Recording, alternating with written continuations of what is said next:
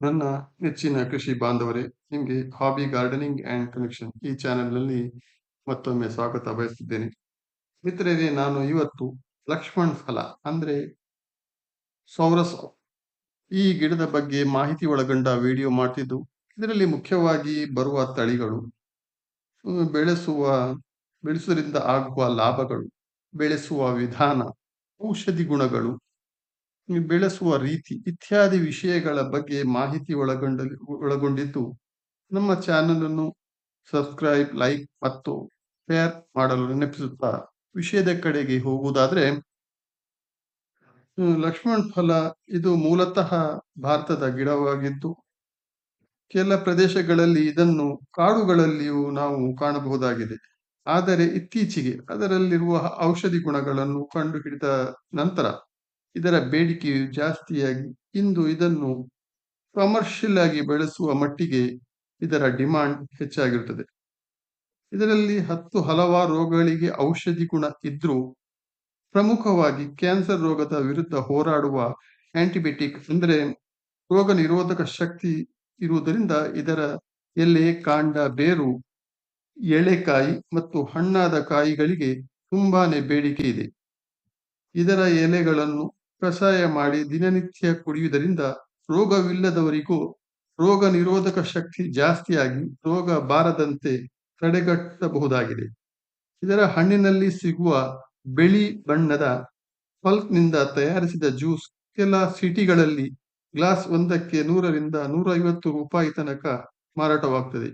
ಈ ಗಿಡಗಳು ಯಾವಾಗಲೂ ಬೇಕಾದರೂ ಹೂ ಹಣ್ಣು ನೀಡುತ್ತಲೇ ಇರುವುದರಿಂದ ಇದಕ್ಕೆ ಒಂದು ಪರ್ಟಿಕ್ಯುಲರ್ ಸೀಸನ್ ಅಂತ ಇರುವುದಿಲ್ಲ.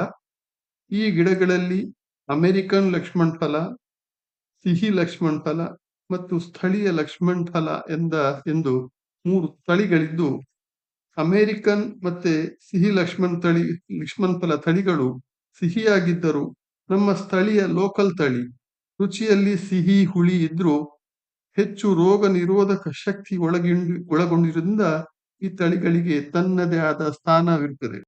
ಈ ಗಿಡವನ್ನು ಮುಖ್ಯವಾಗಿ ಬೀಜಗಳಿಂದ ಮತ್ತೆ ಕಸಿ ಕಟ್ಟುವಿಕೆಯಿಂದ ಸಸ್ಯಾಭಿವೃದ್ಧಿ ಮಾಡಲಾಗ್ತದೆ.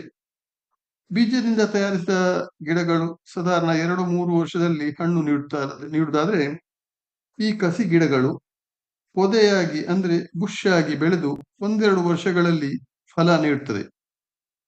ಇದನ್ನು ಮುಖ್ಯ ಬೆಳೆಯಾಗಿ ಬೆಳೆಸುವುದಕ್ಕಿಂತ ಇತರೆ ಗಿಡಗಳ ಮಧ್ಯೆ ಉಪ ಬೆಳೆಯಾಗಿ ಬೆಳೆಸಿದಲ್ಲಿ ಉತ್ತಮವಾಗಿ ಬೆಳೀತದೆ. ಸುಮಾರು 2x2x2 ಅಂದ್ರೆ 2 ಫೀಟ್ ಉದ್ದ, 2 ಫೀಟ್ ಅಗಲ ಮತ್ತು 2 ಫೀಟ್ ಆಳದ ಹೊಂಡ ಮಾಡಿ 1 ಅಡಿಯಷ್ಟು ತರಗೆಲೆ ಮತ್ತು ಹಟ್ಟಿ ಗೊಬ್ಬರದಿಂದ ಹೊಂಡ ಮುಚ್ಚಿ ಅದರ ಮೇಲೆ ಸಸಿ ನೆಟ್ರೆ ಉತ್ತಮವಾಗಿ ಬೆಳೀತದೆ. ಮೊದಲ 1-2 ವರ್ಷ ನೀರು ಕೊಡಬೇಕಾಗ್ತದೆ, ನಂತರ ನೀರು ಕೊಡದಿದ್ದರೂ ನಡೀತದೆ. ಇದೊಂದು ರಾಮಫಲ, ಸೀತಾಫಲ, ಹನುಮಾನ್ ಫಲ ಜಾತಿಗೆ ಸೇರಿದ ಗಿಡವಾಗಿರೋದ್ರಿಂದ ಸುಲಭವಾಗಿ ಬೆಳೆದುಕೊಳ್ತದೆ. ಇದು ಲಕ್ಷ್ಮಣ್ ಫಲದ ಬಗ್ಗೆ ಸಂಕ್ಷಿಪ್ತವಾದ ಮಾಹಿತಿಯಾಗಿದ್ದು, ನಿಮಗೆ ಇನ್ನು ಹೆಚ್ಚಿನ ಮಾಹಿತಿ ಬೇಕಾದಲ್ಲಿ ಕಮೆಂಟ್ಸ್ ಮಾಡಿ ತಿಳಿಸಿದ್ರೆ ಸಮಗ್ರ ಮಾಹಿತಿಯನ್ನು ಖಂಡಿತವಾಗಿಯೂ ಒದಗಿಸಲಾಗುವುದು. ನೀವು ನಿಮ್ಮ ಅಮೂಲ್ಯವಾದ ಸಮಯ ಕೊಟ್ಟು ವಿಡಿಯೋ ಆಲಿಸಿದ್ದಕ್ಕೆ ಧನ್ಯವಾದಗಳು. Thank you very much.